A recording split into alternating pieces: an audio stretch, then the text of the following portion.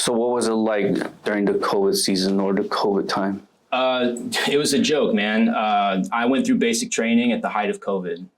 There were so many rules set into place that were just a formality, basically a technicality to protect themselves in the eyes of the law. But, they had 60 guys sleeping in one room and we still had to wear masks. We had to wear masks over our face in Georgia heat while running sprints. We waterboarded ourselves with our own sweat for no reason. This was during basic? During basic, yeah. And then so at the end of basic, they end up sending us home for holiday block leave. And then 2 weeks later, we come back and everybody pretends like we're still under a quarantine. So everything that they were doing, even, nobody wanted these vaccines. Everybody from the ground up, when the leadership wasn't around, everybody pulled their mask down, and, as long as I don't get caught by my leadership, you're good, and everybody was just covering their own self-interests because they were put in that position by the institution. Everybody was put in a position to where you either comply, you risk your livelihood or you risk your life is the situation they put us in, and we were basically thrusted into this position under the assumption that when you serve the military, you sign away all of your human rights. And that's not the case. There's been laws set up to protect our human rights. There's been laws set up after the anthrax trials, after the Nuremberg trials, and they're supposed to protect the rights of, people who choose to serve their country. Did you know all these laws when you went to basic? I knew a basic principle. I joined pretty late in life, Right. So I'm not the average, PFC going through basic at 18 years old. I had a little bit more of a head on my shoulders, but I had a basic concept of, an individual freedom to not have something forced onto you, in a country that portrays to be a land of the free. And you could see they were so heavy-handed with their tactics, that you could see that there was an obvious intention, like a premeditation, and they had a goal. And anything that got in the way of that goal, you would see them turn a lever in some type of institution that would then help further that goal. Did you take any vaccines before joining the military? Yeah, I wasn't a vaccine hesitant or anything like this. The thing about this vaccine is it's entirely new technology. This isn't the normal vaccines that we're typically accustomed to. This was entirely new technology that had been worked on for decades beforehand. And then that's why they were so heavy-handed on the rollout, because they had so much money invested in this that they couldn't afford to pull it from market when they started to see these huge increases in myocarditis and pericarditis and all of these ailments that they saw that were coming down the pipeline as a result of these vaccines. They couldn't pull them from market. So instead, they had to control the narrative. And then that's how you saw it. About halfway through the pandemic, the narrative switched completely from this nice, loving, compassionate, we have something that we're trying to help you with, to this is a pandemic of the unvaccinated, to this is this is your guys' fault for refusing to do this. And all of that was done on you could see interagency collusion. You can see the DOD working directly with the CDC, the WHO, media outlets, basically figure out who you can't criticize, and that's who's ruling over you. So after block leave, you went to your MOS school? So yeah, I was an infantryman, so I stayed right there in OSUD, basically one station unit training. OSUD is basically like infantry training. It's a 22-week training program. So instead of transitioning to like a school where you get trained on your MOS, you stay right there with your initial basic training group, and you just continue your training with the same drill sergeants who you've already developed a rapport with and stuff like that. Okay. Then you went to the fleet. You went to your first unit. I actually tried to get into Ranger Regiment. I got hurt during basic training, and I just the injury kind of got to be too much. Got med drop from Ranger Regiment and sent to Fort Hood. Well, got med drop from pre-RASP and sent to Fort Hood. So what happened to once you got to your unit? When I got to my new unit, I showed up, like I said, a little bit injured. So I didn't want to be the new guy that was hurting or whatever. So I basically tried to do my best, make a best first impression or whatever. But the mandates didn't really roll out until a couple months after I got to my unit.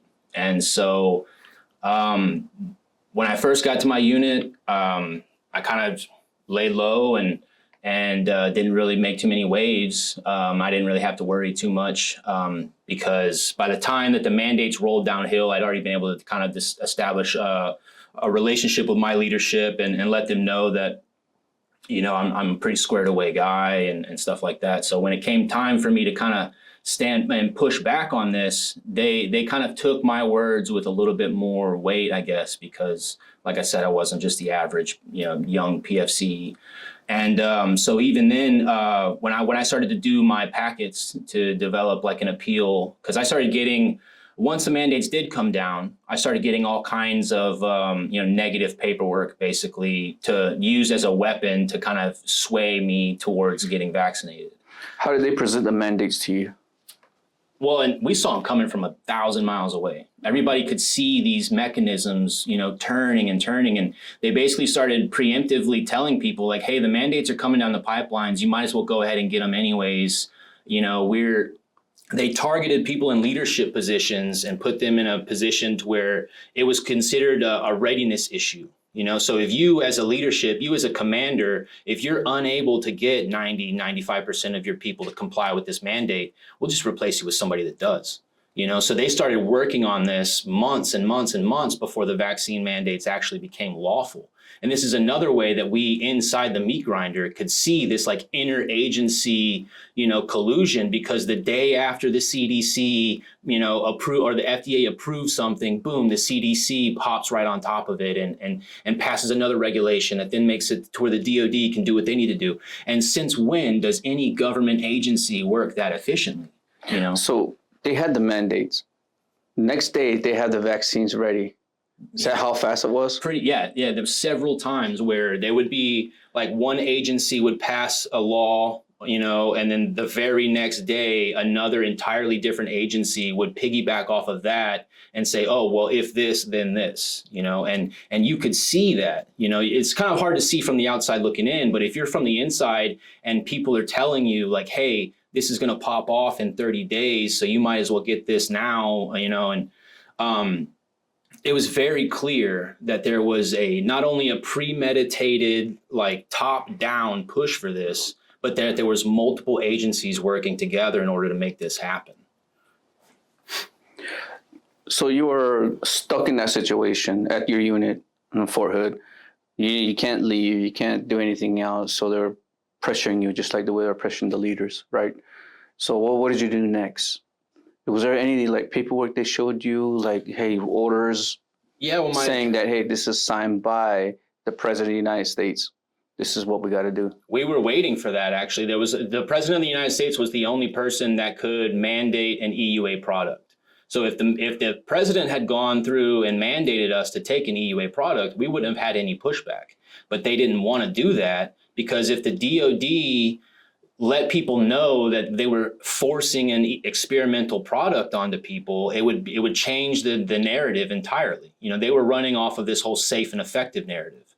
But if they had informed soldiers that this was entirely experimental and they were being used as test subjects for Pfizer to, you know, that would have definitely been entirely different. You know, it would have played out entirely differently. What's UAE?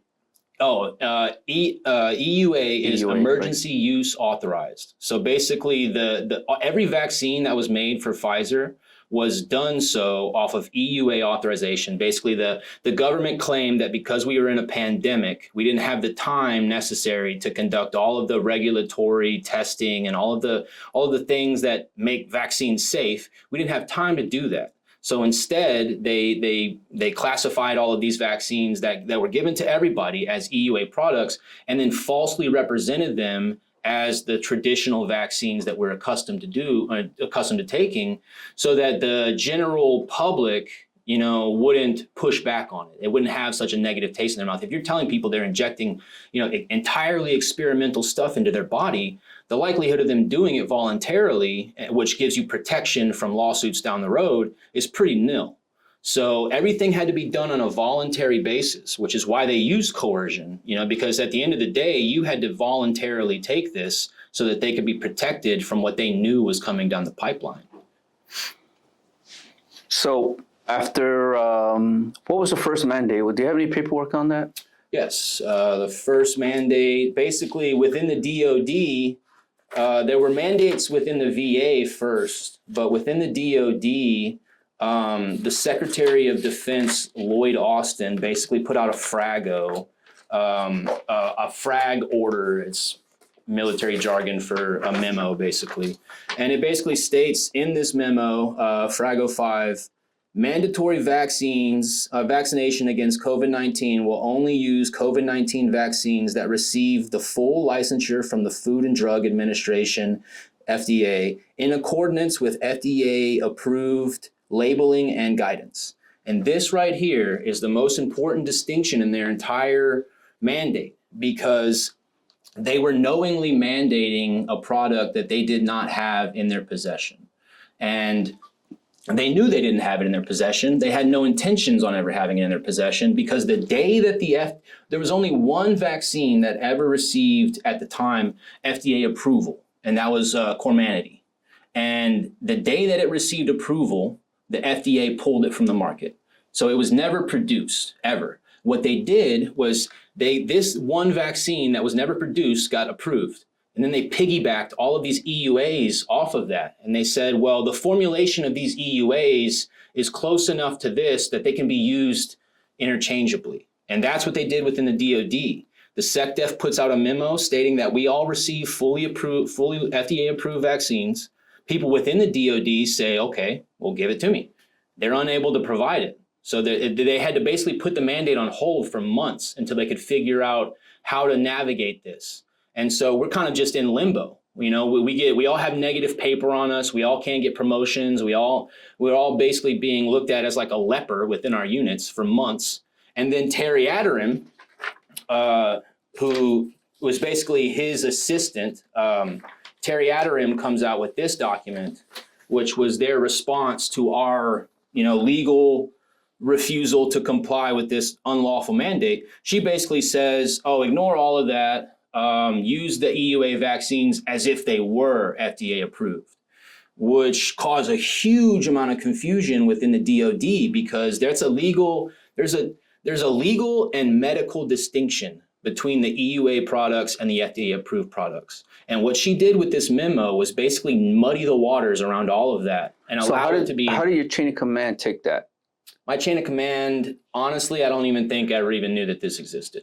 Okay. My chain of command was following a template that was handed down to them by their leadership, that was handed down to them by their leadership. There was literally like check the box if this happens style templates that were given down to leaders. I was given memos that were basically fill in the blank style memos, because there's no playbook for this. And then if you try to tell your leadership like I did, hey, this is unlawful, blah, blah, blah. This is so many levels above them. 9 times out of 10, they don't want to respond because their job is in jeopardy and they don't want to make waves for themselves with their careers and their reviews and stuff like that. But even if they did push it up, the next guy above them would just body block it, because this was so many levels above this. So even when it came down to me eventually getting kicked out, this was like 9 months that I was just in limbo, not knowing what was going to happen. And then when they finally made the decision, it was like, hey, you have 2 weeks to clear posts. And so when I started clearing, when I realized that, yeah, I'm getting chaptered out for this, at the time. What's chaptered out? Chaptered out, kicked out of the military. For like a year, people were being kicked out for refusal of the COVID vaccine. And at that time, the DoD was spitefully giving everybody dishonorable discharges, the worst discharge statement they could. If you were at a low enough level. If you're at a high enough level, they just let you kind of chill and retire out and no harm, no foul, just don't make any waves for us. But at a low level, they were doing everything they could to like spitefully ruin people's lives over this. So many people got kicked out with dishonorable discharges. I was given a general discharge ultimately, which is basically like stripped of all of your benefits. It's like you never served. But on the paperwork, it says like I committed a serious offense. Have they fixed that ever since when they gave you those discharges? Yeah. So the day after I got kicked out, I applied for a discharge status upgrade. And that's a long story too. Like the day after I got kicked out, I applied for a discharge status upgrade. And it basically takes 6 months before they even respond or anything like that. So it's a long process. It's a long process. And I didn't have any help from any elected representatives or anything like that. After 6 months of not hearing anything back, I go to my congressman and I have him do a congressional inquiry on my behalf. And he basically writes a letter to them and they respond with, due to the complexity and the sheer volume of these cases, it's going to be at least 24 months before we can even consider your case. Who was your congressman that was helping you during this time? No congressman helped me at all, but my congressman is Brian Babin. Okay. He refused to help me. For the last 3 years, I've spent trying to get a single face-to-face meeting with his office, but his representatives at his office continue to refuse to allow me to speak to anybody. Okay. And I think politicians on both sides are refusing to even focus on this because it's such a hot button issue. But since you got a bad character on your discharge, what did it do to your life afterwards? so when I was kicked out, like I said, they didn't give me much of a heads up. I was in this kind of limbo for the longest time. And, I kind of felt that I was inevitably going to get kicked out, but it was literally any day it could happen, or they could just not happen at all. There was so much, unknown variables going on at the time. So when they finally do kick me out, I was stripped of all my benefits. I was kind of jacked up because I, hurt myself a little bit. And then I had this negative paperwork, and I tried to go get a job. And these, you try to show them your DD-214, which is like the slip of paperwork proving your military record and stuff like that. And on the bottom of it, it says, violation of a serious offense. So then I have to explain that to potential employers, which kind of puts me in a bad position as far as bargaining goes for a new job. And then there's a 50-50 roll of the dice on how they feel about the entire vaccine situation entirely. So it almost forces me to talk about my medical, situation or talk about my political views or whatever. And because this was such a contentious subject, nobody wanted to touch this. So you're being treated like a former prisoner after the military. Oh yeah, I had the same discharge status that people who knowingly do drugs, people who commit sexual assault, people who knowingly violate the law.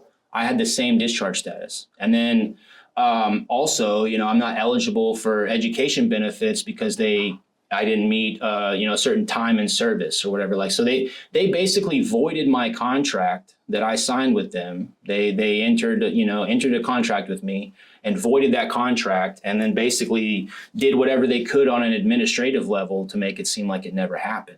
And that's what they're doing, honestly, to thousands and thousands of other people. They say they kicked out almost 10,000 people, but it's far more than that, because those are just the people that were specifically kicked out, on paper for refusing the COVID vaccine, like myself. But there's so many people who were denied opportunity to get promotions, so then after a certain time, if you don't make a promotion, boom, you're out administratively.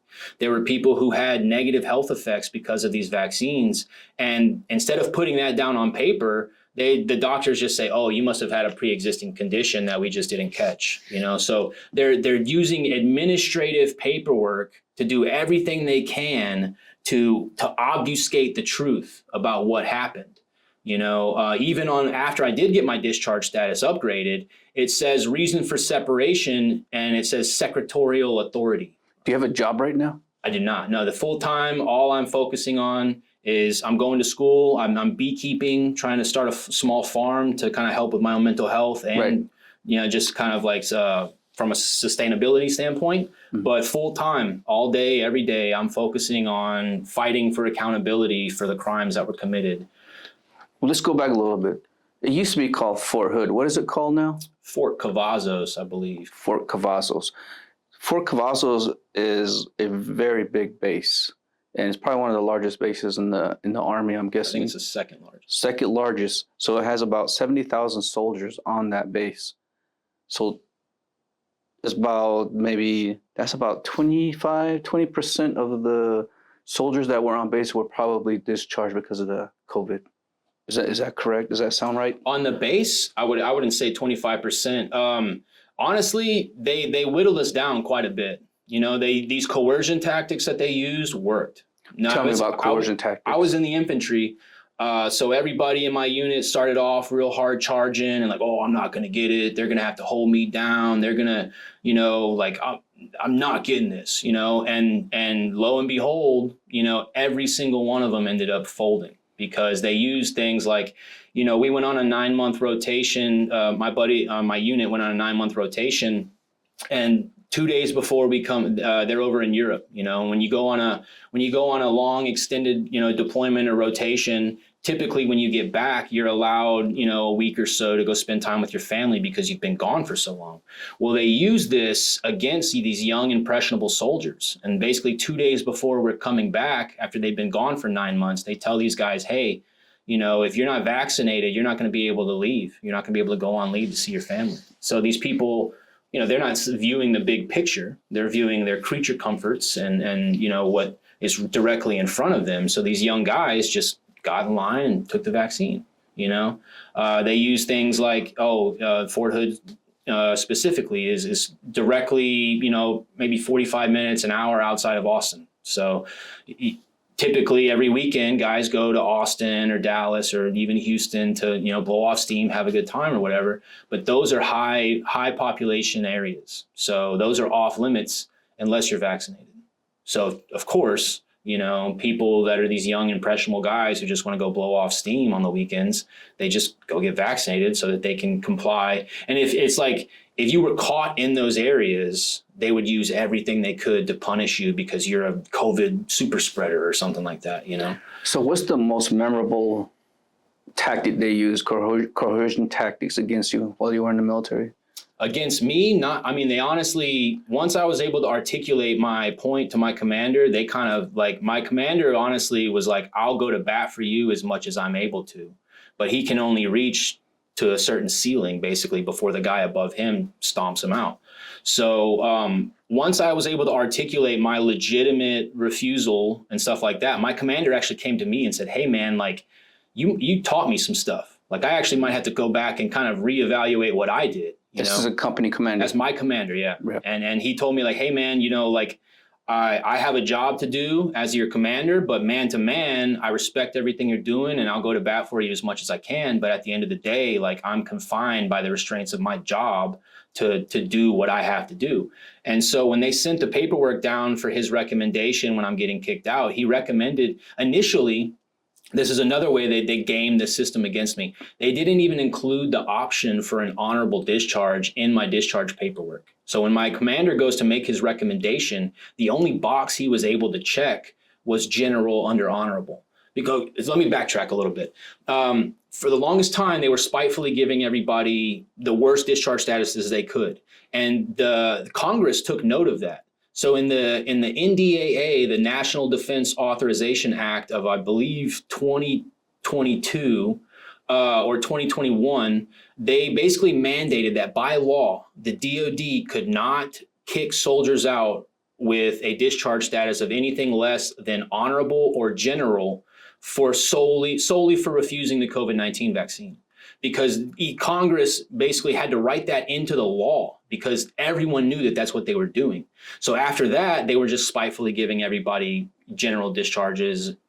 And so during that time period, my paperwork came down the chain to my commander, and they didn't even include the option for an honorable discharge in the paperwork. And if it wasn't for me catching it and going to legal representation and saying, hey, dude, you guys got to at least pretend to give me a fair shake of the dice. They forced that paperwork to go back up the chain. They had to correct it. And then my commander was able to recommend an honorable discharge. Well, then it has to get signed off on 2 levels above him. Both of these 2 people that I had never met, never seen, never had a conversation with, never probably read my appeal, they both say general discharge. So my ultimate discharge status is general discharge. So this is a battalion commander or 3 Corps?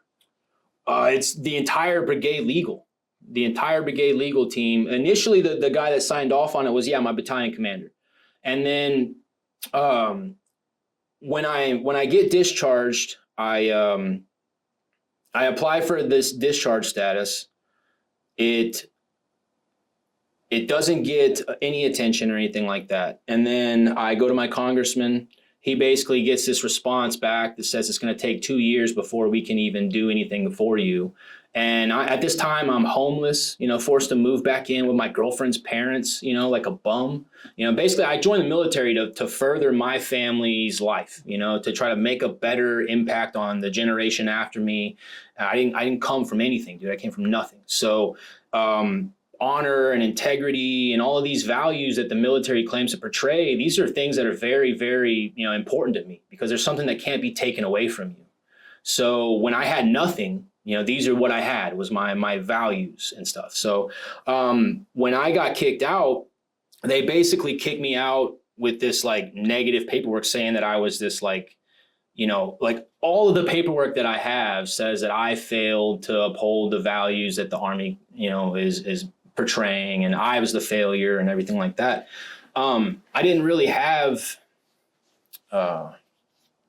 any kind of support. Yeah, I didn't have any support from any elected representatives. And I was left homeless, dude. I left homeless. Couldn't get a job, because these employers are looking at me like I got kicked out for, committing a crime or something like that. I couldn't go to school because my benefits had all been stripped from me. I tried to start a business. I couldn't get recognized as a veteran-owned business because I didn't have an honorable discharge. I eventually burned through all my savings and applied for food stamps. Couldn't get a food stamp card because I didn't have an honorable discharge and couldn't prove my last 2 years of work. So if it weren't for the generosity and the kindness of my girlfriend's parents, I'd have been another statistic. I'd have been left out on the streets, homeless. I've struggled with mental health issues because of all of this since it all started, and I can't get any help, from a mental health perspective, because one, there's no playbook on this, and two, it's taken 3 years to even let the truth come out to where my view is even valid. For the last 3 years, I was just this anti-vax conspiracy theorist, who just couldn't hack it in the military, couldn't take the vaccines that we're all accustomed to taking and stuff like that. Now that so much truth has come out in the public light, we're being validated and our stories are safe to tell. And all these, it's like, we're not being gaslit anymore, and then so the truth is on our side now. Tell me about gaslighting. What kind of tactics do they use to gaslight you? The gaslighting tactics were basically, everything was done under this illusion of compassion. Everything was done under, we're trying to help you, so they would basically, like I said before, there's certain guys who they weaponize the mental health system against them, with Lance Castle specifically. They weaponized your kids going to school on bases, they weaponized that against them. They basically said, if your child's not vaccinated, or if you're not vaccinated, then we're going to restrict your access to schools on public bases. And they would do everything they could to squeeze you and make you seem like even in my paperwork, they used there was a medical professional who handed me this documentation basically saying, George Washington, was on the forefront of vaccines and since the inception of this country, and if you want to basically uphold the values of this nation, you should do what we're telling you and get vaccinated. Let me find the specific document. Yeah, so right here, this was handed to me by, hold on, I'll give you her name. A brigade surgeon on Fort Hood handed me this document. It's a long, 3-page document basically gaslighting me for refusing the COVID-19 vaccine. But the most interesting part is on this page here. It says, the U.S. Army has been on the forefront of experimental medicine since its inception. Before there were vaccines, there was the practice of variolation, which George Washington ordered during the Revolutionary War to counter the ravages of smallpox. On the 6th of January, 1777, George Washington wrote in the Dr. William Shippen Jr., ordering him to inoculate all of the forces that came through the Philadelphia. He explained that necessity not only authorizes, but seems to require the measure. For should the disorder infect the army, we should have more dread from it than the sword of the enemy. We were forced to view videos, basically like these re-education videos. Who Talking. used the re-education stuff, like tactics? Who did that? Do you have any history on that? So they targeted doctors first. They basically everything was pushed onto you from a medical perspective. Right. So in that document I just showed you, there's a list of links. If you want good information on the vaccines and their safety, view these links. And they were all links to government agencies that were all working with one another and stuff like that. But then if you tell them, if you show them, links from the CDC's website showing that there's no FDA approved vaccine, they'll ignore that, so they were kind of cherry picking the information that was true and what wasn't, based off of what fit their narrative. Right. But they would even use, as far as gaslighting tactics, let's think of another one. They would like you're not a soldier if you don't take this, or you're not a soldier. Oh yeah, all of my paperwork had something to that effect. Like you failed your mission as a Fort Hood trooper, to meet the mission to be fully vaccinated against this. Because what happened is the DoD declared a war on COVID-19, so that technically they could get away with doing things that you can only do under wartime. So they declared a war on COVID-19, which allowed them to basically usurp all of our constitutional laws, and that's where this gets to like a big, like high level interagency collusion, because it shows like a level of premeditation that is undeniable.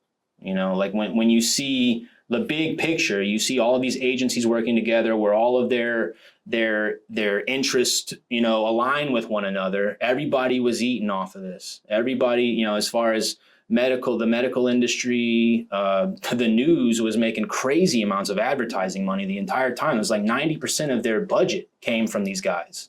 Peer-reviewed scientists, all of their funding comes from these pharmaceutical companies. So if you have to cite sources and it's not peer-reviewed because a peer-reviewed company didn't sign off on it, well, then all of your sources aren't valid. So they're even gamifying and weaponizing the how we conduct science. They're using the system, the institution of science, or the institution of government, or the institution of the DoD, right. The machine. Basically, they're using it against you however they can, and they're basically they were targeting your livelihood or your ability to conduct a normal everyday life. And so that's they're using psychological war on your livelihood. And coerce you into COVID-19. They were conducting psychological operations against members of the DoD to figure out what their hesitancy was with the vaccine and how to combat it, so that they could conduct those operations in the general world. Imagine the DoD is a petri dish of the entire country, okay? And the DoD, all of our medical information is stored in the same location. So that makes us the perfect subset for the entire population if you're trying to conduct experiments. So you have to get as many people as you can within this little petri dish vaccinated, because that's your control group, So they started basically conducting operations to figure out what our hesitancy was. And then they would change the narrative, or they would, throttle the pressure, or if they realized that they overplayed their hand a little bit, they would pull back. And the entire time it was a constant, gas and brake based off of exactly what we let them get away with. The entire thing was a litmus test for freedom, and we failed miserably because we allowed them to dog walk us into tyranny. We allowed them to use this illusion of compassion and this illusion of we're here to help you and do the right thing for you. And they cared so much about your health during the COVID-19, pandemic, but there's a McDonald's on every corner. They're handing out donuts for people who get vaccinated, but they care about your health, and you can see nothing in this world is free. So the fact that there's all these incentive programs set up, that alone to me was what made me hesitant. Anytime the government's trying to convince you that something's like good for you, 9 times out of 10, they're set to make money off of it, So that was honestly what led to a lot of hesitancy within the DoD, is you could see them overplaying their hand. And then when you call them on it, they're like, no, shut up. We care about you, you know, but the entire time they're doing things that are contradictory to those statements. You know, it's an obvious, like, it's like an abusive boyfriend, you know, telling you like, no, I love you. I'll never hit you again. But, you know, shut up, take it. Do you remember the timeline of what President Trump was doing during that time? I remember there was a lot of, you know, kind of like stalling, because I think at the time there was, when the initial pandemics popped off, I think he was leaning more towards like, let the states handle this, you know, and he was trying his hardest to not make any kind of like regulations around this. But then what that kind of did was just pass the buck off onto Biden to inevitably do what he knew was going to happen eventually. So there could have been more set into place to prevent this. But then also they were controlling the narrative so much and representing certain people as like, this is the voice of science, you know, and those people were the only people that could be trusted. So, you know, everybody was lied to. We were all lied to during this, and we all have to have grace with one another and compassion for one another, those people that were deceived, and, you know, accept them for, you know, we're all capable of being deceived.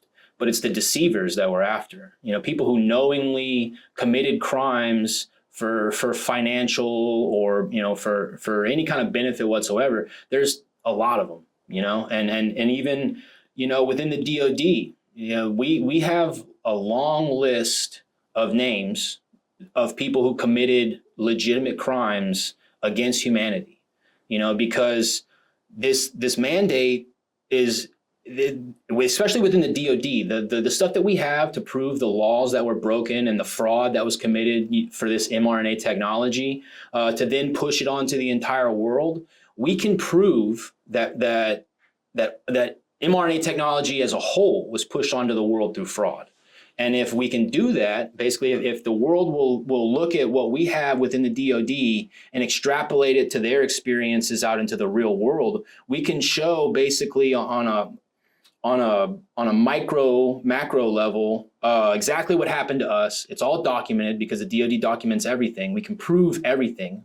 I can lay out a timeline of everything that happened, and we can show that this was basically force-fed onto the American people from the top down when they never wanted it. You know, it was like basically we'll create a problem to sell you the solution, you know, and we can prove that this fight is everyone's fight, you know, because the timeline of these mandates went basically with they were confined only by their power and their control. So the mandate started within the VA because they weaponized the VA against the DOD, and then the DOD, and then any federal employees, even though most of them were exempt from these mandates, all these politicians who then signed over the laws to mandate it for everybody else, most of them were exempt.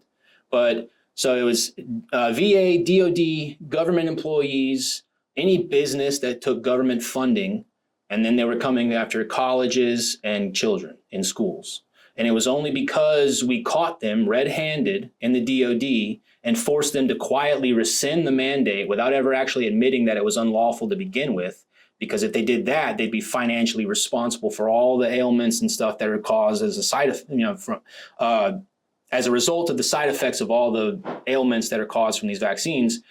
So they can't do that. So they just instead quietly rescind it. And then what they're going to do now is they're going to go back, figure out where they messed up, retune their machine, and come correct next time with a bulletproof plan that we can't stop.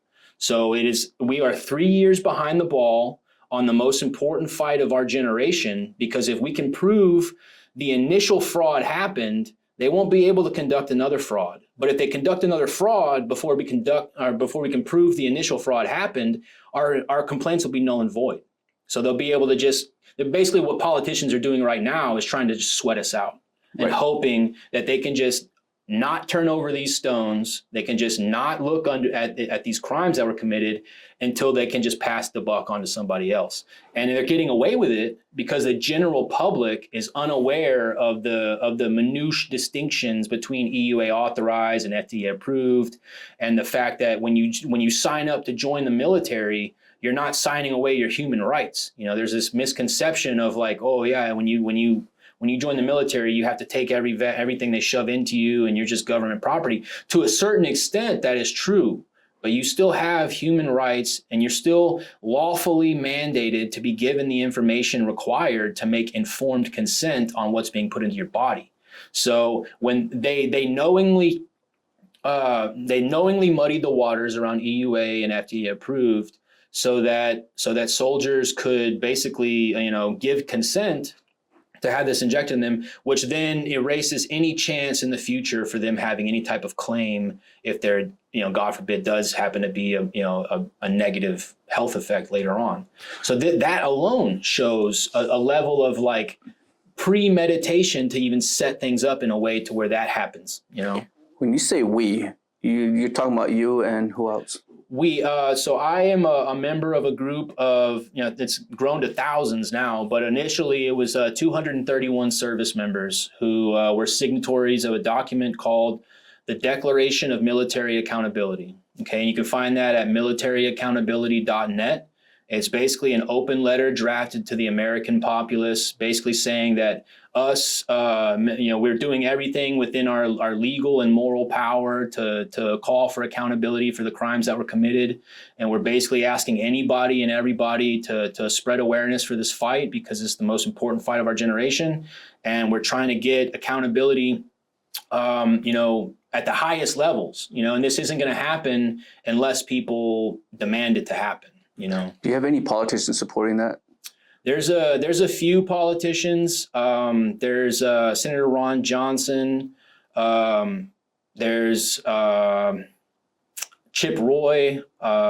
It's honestly, we're few and far between. Right. There's really nobody in any true position. What they've done is they created these councils. So if you're not a member of a council that has this certain authority to regulate, like the House Armed Services Committee, like I've tried to get my congressman to draft a letter to them for the last 3 years, asking why we were never offered the FDA approved vaccines, and they've refused to do so. Politicians don't want to touch this with a 20-foot pole because if you're on the left, we're either anti-vax conspiracy theorists.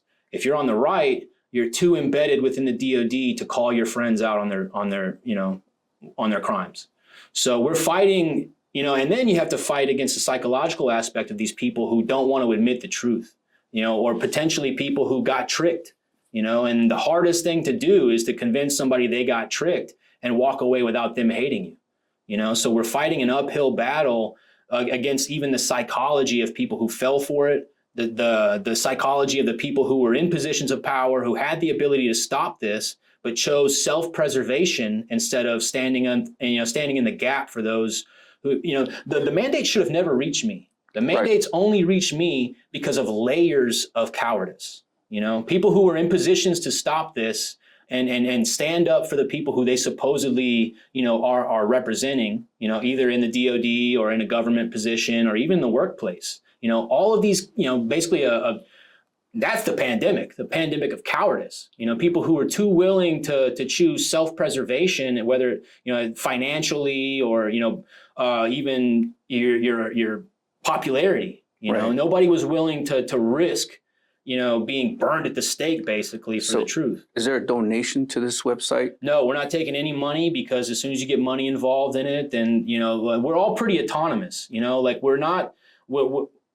we're all individuals who have come together for this unified cause because of how important it is. And that's kind of to our detriment, because we're all individuals, we're like little pebbles being thrown into the surface of a pond instead of a big rock, and honestly, if we conglomerated ourselves into one big movement, we would be able to make a huge impact. But social media outlets, any type of, algorithmic, censorship, that's coming in heavy as far as this goes. You cannot even mention the Declaration of Military Accountability online without just getting sent to the netherworld, as far as the internet's concerned, because they don't want this to get out. If the American people know that the DoD was willing to use its service members as lab rats in a, experimental vaccine, the people who, love this country most, they'd be outraged,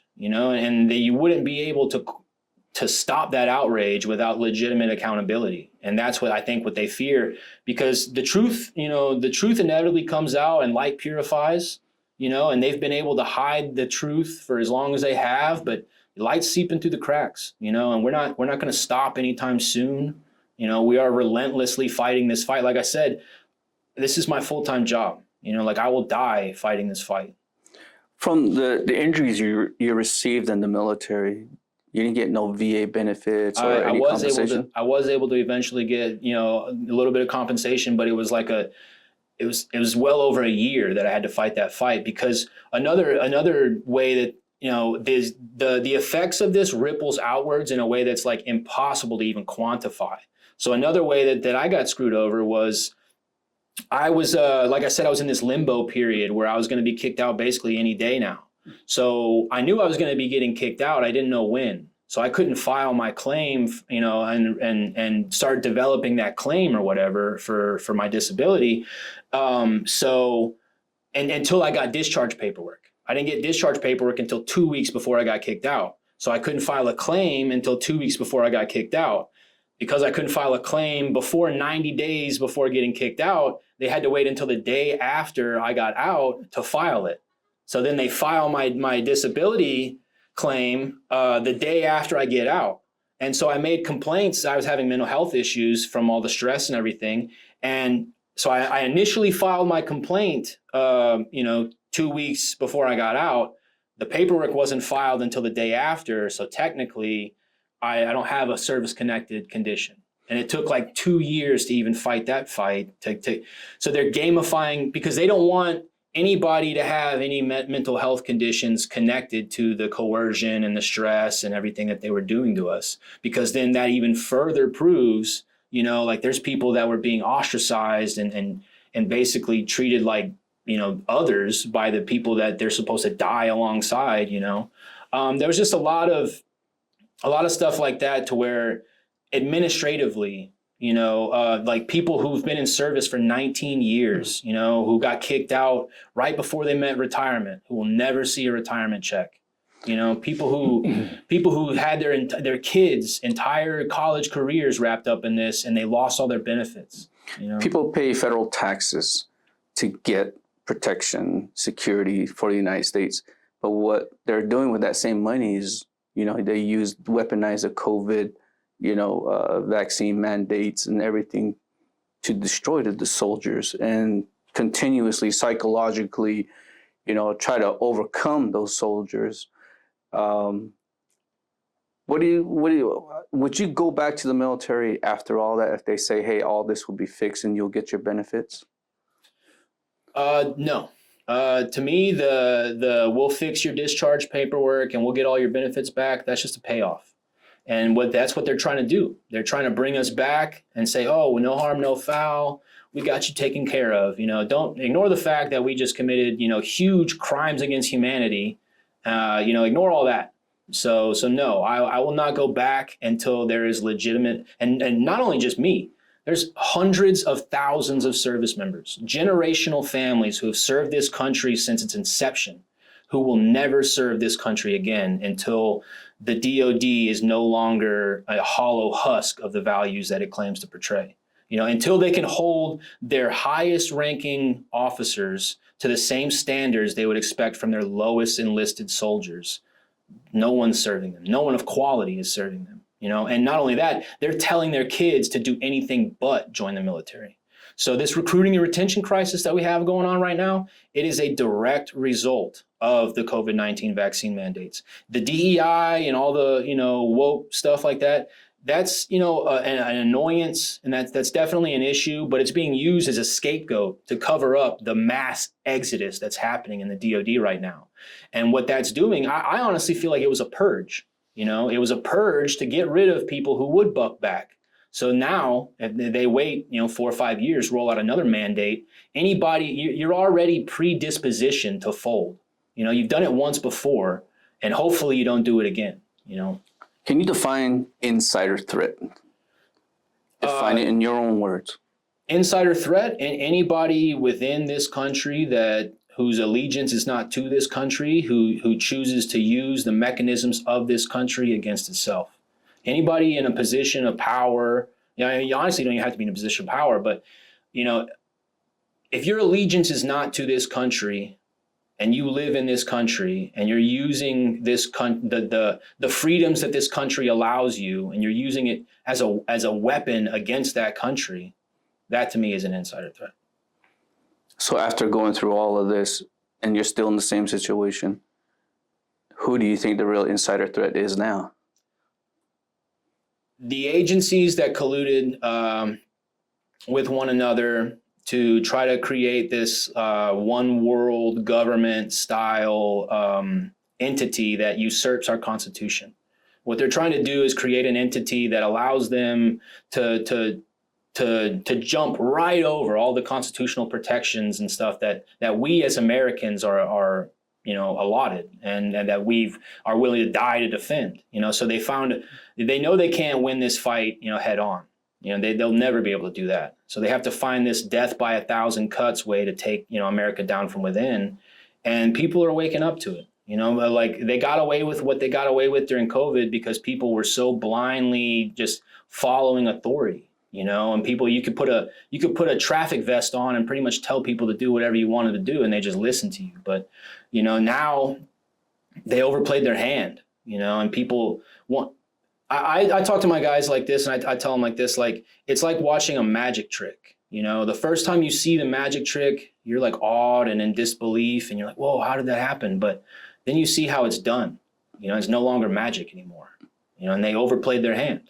We saw how far they were willing to go, what they were willing to do, and who they were willing to hurt in order to further their objectives. And the truth, they can't put that toothpaste back in the tube, and they're trying everything they can now to control the narrative because they know what's coming.